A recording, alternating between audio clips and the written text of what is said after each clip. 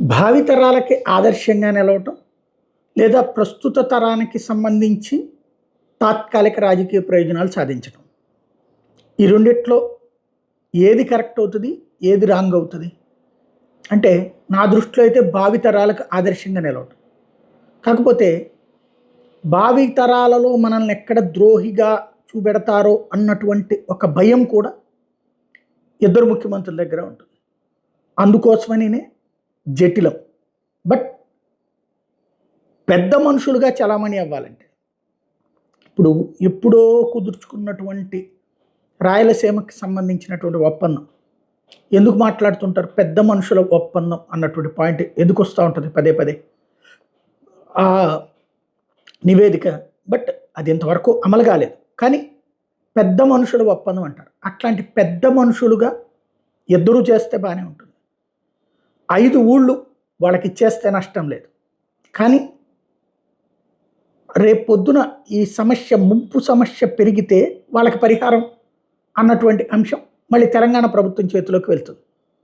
ముంపు అంతవరకే ఉంటే ఫిక్స్ చేసిన దాని ప్రకారం ఉంటే ప్రాబ్లం లేదు. ఈ 5 గ్రామాలు అసలు ఎందుకు తీసుకున్నారు? ఇక్కడ ముంపు గ్రామాలకు వాళ్ళకి సంబంధించి అక్కడే తీసుకెళ్ళి రిహాబిలిటేట్ చేయడానికి. ఇప్పుడు ఇక్కడ వాళ్ళని అక్కడ రిహాబిలిటేట్ చేసేటటువంటి సందర్భంలో మళ్ళీ రేపు పొద్దున క్లాష్ వస్తుంది. ఎందుకంటే ఎవరి రాష్ట్ర ప్రయోజనాలు, ఎవరి ఓట్ల ప్రయోజనాలు వాళ్ళే చూసుకోవాలి కదా.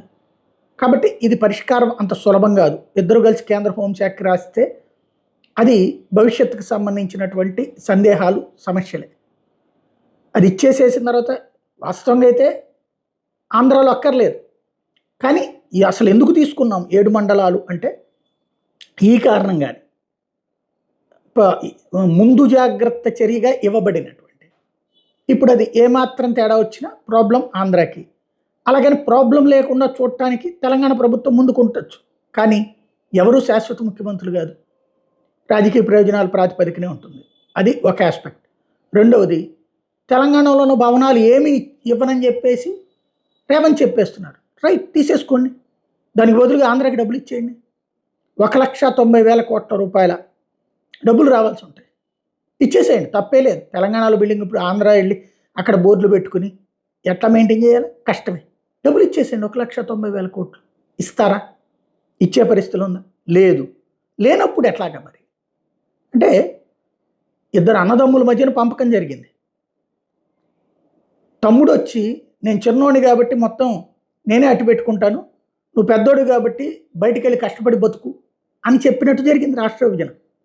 అంగీకరించకపోవచ్చు చాలామంది, తెలంగాణ వాళ్ళలో ఎక్కువ మంది అంగీకరించకపోవచ్చు. కానీ వాస్తవం జరిగింది అదే. ఏళ్ల తరబడి, దశాబ్దాల తరబడి బాగుపడ్డటువంటి